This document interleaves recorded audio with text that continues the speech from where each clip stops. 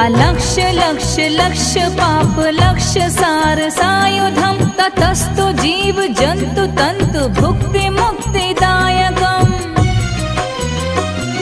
विरंचि विष्णु शंकर सकीय धाम वर्मदे त्वदीय पाद पंकजं नमामि देवी नर्मदे